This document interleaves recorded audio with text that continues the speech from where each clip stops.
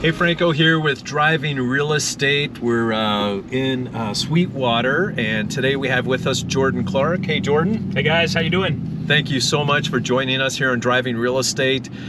Great day to be out here looking at houses. Man, there's a lot of stuff going on right now in real estate. We've got the feds that are increasing rates, and mortgage interest rates are changing every day. Home prices are all over, and we're going to talk a little bit about that. But why don't we jump right in? Jordan, tell us a little bit about, or what your take is on what would be the top reasons why now actually would be a great time to buy, because I'm talking to people on the phone and they're saying, hey, I'm not sure that this is the best time to buy. Before we even do that, maybe just introduce yourself, a little bit about you and your team, and then answer that question for us, if you will. Yeah, sure, absolutely. So my name is Jordan Clark. I'm the team leader for the Clark Team Real Estate Group. And we've been in business now in the Triangle for 10 years. One of the top producing teams in the area, and just passionate about helping people buy and sell homes in the Triangle region of North Carolina. When it comes to reasons why I think right now is actually an incredible time to buy, the first one that comes to mind is that there's actually some inventory on the market for buyers to choose from. So with the increase in rates, we have seen softening in the market with buyers purchasing houses. So the inventory levels have nearly tripled from what we've experienced for the last couple of years. That's incredible. So a lot more options, a lot more variety out there, and we're not seeing buyers have to jump as quickly as they once did, making a rush decision and coming in incredibly strong and competitive. So, for example, instead of having to offer $50,000 or $60,000 the first day over the market, there's actually an opportunity to negotiate to get the seller to come down off of their listing price. Also, we've noticed a significant reduction in the amount of deposit money that buyers are having to put forth in the form of non-refundable deposit money due diligence. So, last couple of years, the norm has kind of been between the $30,000 and $50,000 range. Wow, and that's incredible. Come late June, I saw it, go back to where it was prior to the last couple of years, which is where we're looking at normally about a 1% deposit split between refundable and non-refundable deposit money. So I think that helps out buyers a lot. One, they've got a lot less risk in the deal, but two, when it comes to negotiating any repairs that might come back in an inspection report, when you got $50,000 on the line, the seller is likely going to tell you to take a hike. But when you've only got a few $1,000s in the game, they're going to be more likely to negotiate on any repairs that need to take place on the property. So I also think that that is a great reason. And then also too, a lot of people aren't aware of this, but there is options to buy down rates. So I know that you're going to talk about that a little bit later, but just because the market rate is at 7% isn't necessarily what you have to pay. You guys have got some great programs that are available that help people lock in a rate significantly lower than that. And so I would say the ability to negotiate with the seller to get the rate down, as well as negotiate better terms on the purchase price and the non-refundable deposit money, makes a lot of sense. And I study the real estate market. It's my craft, it's my trade. One thing that we know about real estate is that the market's always going to go up and it's always going to go down. But when you look at the history of real estate prices, anytime the market goes down, it always, 100% of the time, goes back up higher than the previous high in the market. And so if you plan on staying in a property for 7 to 10 years, you're almost always going to come out on top.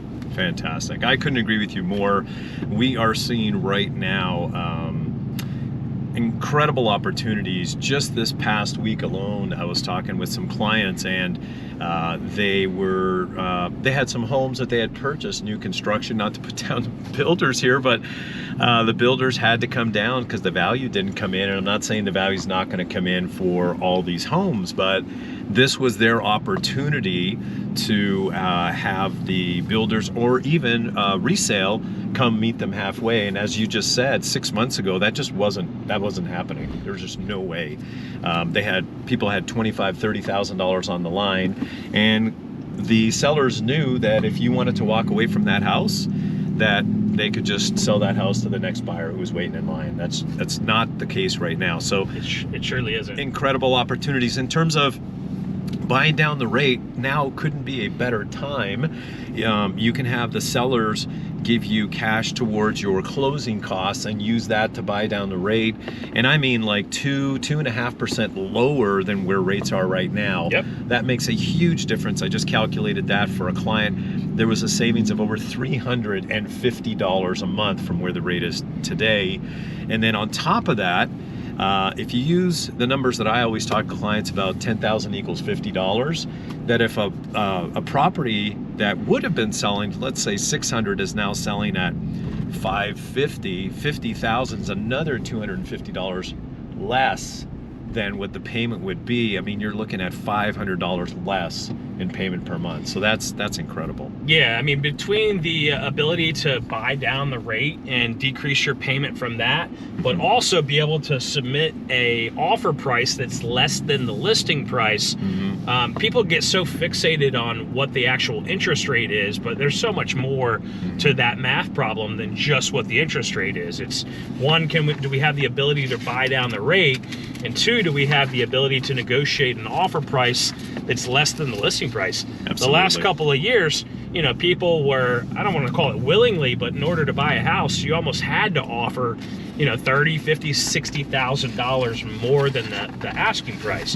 Now, if we buy down that rate and come in below the asking price, I think it kind of all comes out in the wash, to be honest with you. Absolutely. Couldn't agree with you more. That's fantastic. I hope you guys got some great things from that. What we're saying, or what I tell my clients all the time when they ask me when's the best time to buy a house.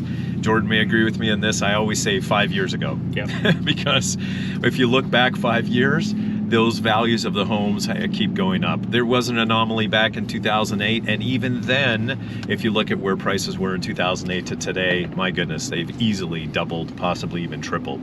Absolutely. I mean, a couple of things to consider is that a mortgage rate isn't a life sentence. Just like real estate home values always go up, always go down, and then always go back up higher than the previous high, interest rates do the same thing. Yeah. And so you don't have to, what we've been telling our clients is that you marry the house and you date the rate. Not again. Yeah, meaning that, you know, you can always refinance and get into a lower rate further down the road. You're not stuck with 6 or 7% for life.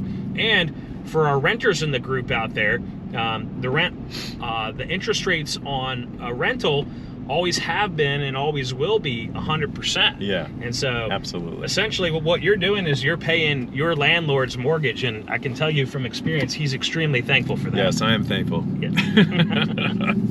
Well, cool, man. Thank you for so much for that. If you want to have some fun now. Yeah, sure. Ready? Let's do it. All right, cool.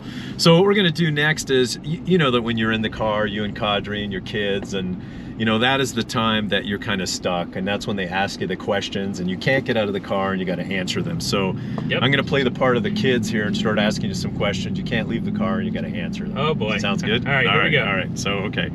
What is a talent that you may have that most people don't know that you have? Maybe like, remember the old days of Dave Letterman's Stupid Human Tricks? Yeah. What would it be? You know, I don't know that I have any stupid human tricks, but okay. A lot of people would be surprised, you know, here in my suit coat today to learn that prior to getting into real estate, I was actually a DJ, and you know, not just a basement DJ. Okay. I actually had like 4 paying gigs per week. No way. Where I was DJing in nightclubs and mixing songs together.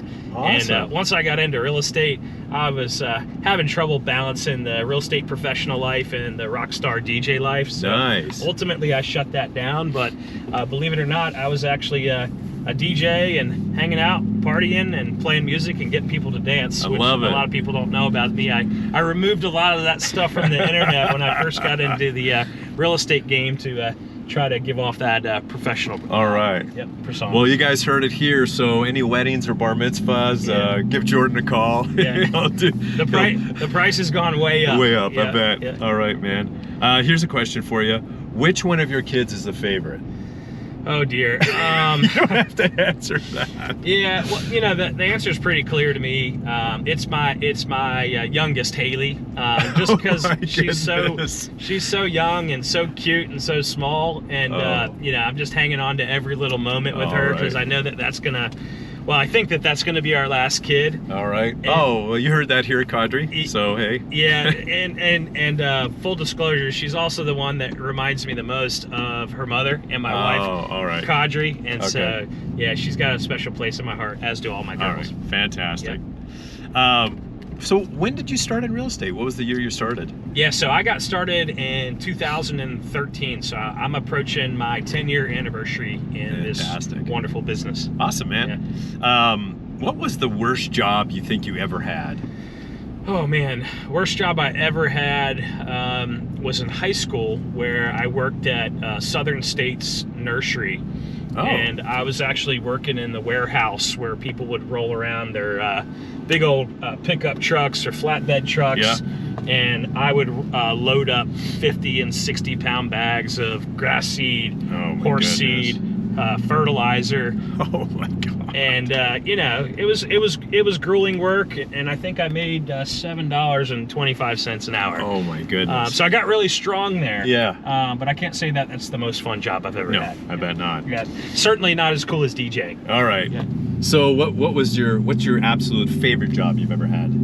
Oh, I mean, it's got to be real estate. Real estate right now. All right. It's got to be real estate. The income earning opportunity is incredible. Yeah. The ability to insert yourself into somebody's life at a major life change, which is why people buy and sell real estate, is super satisfying. Fantastic. Especially helping out those first-time home buyers. Oh yeah. Especially the ones with young kids running around and getting them out of a rental and into their home. It's just super rewarding and satisfying, and you know, we're entrepreneurs, right? Yeah. So absolutely, we really get out of this what we put into it, and we're able to work when we want to work and take off when we want to take off. And so for all those reasons, I've got to say the real estate is the most rewarding job that I've had. Fantastic, so far. Man. So who's your favorite hockey player, since we're here in Canes country here? Yeah, so you know, it's got to be Carolina Hurricane Jacob Slavin. Slavin, all right. You know, he's just a beast. He's one of the elite defensemen in the league, but he's also a sharpshooter and can surprise you with a goal at any time, which is not common amongst defensemen in the NHL. So love the grit, tenacity of Jacob Slavin. Awesome, man. So tell me, do you have any great dad jokes? Oh, yeah, I do have some good dad jokes, but before I share my dad joke with you, Franco, just wanted to ask you a quick question. Do you have any idea where I store all my dad jokes? I don't. Where do you store all your dad jokes? I store my dad jokes in my database. Oh my God. Yeah. All right, that's it. That's pretty bad. Can I? It really is. Can I help you? Can I help you with one for your kids? Yeah, sure, absolutely. I don't know if you know this, but did you know that trees actually poop? Okay, tell me more. Where do you think number 2 pencils come from? Oh my gosh, Franco, that was terrible too. Share that with your kids. That was awful. All right. I got one last one for you. Okay. All right. So how did the dad convince the mom to let him buy a boat? I don't know. How did he convince her? Because there was a sale. Oh my God. All right, this is getting This is hand. really bad. All right, guys. I don't know if I have any more questions for you, Jordan, but I really appreciate you joining us here on Driving Real Estate. Hey guys, if you want to meet Jordan or his team, Jordan, why don't you tell them how they can get a hold of you? Yeah, the best way to find us is to reach out to us on one of our great websites, RaleighHomefinder.com or SellingRaleighRealEstate.com. Awesome. Great team, guys. Reach out to them. I'm Franco with Pathway Mortgage Group. You can find us at pathwaymortgagegroup.com. You can call us at 919-745-8882. Jordan, we had a great time. I really appreciate it. Look us up again on Driving Real Estate. Checking you out. Ciao. Talk to you later.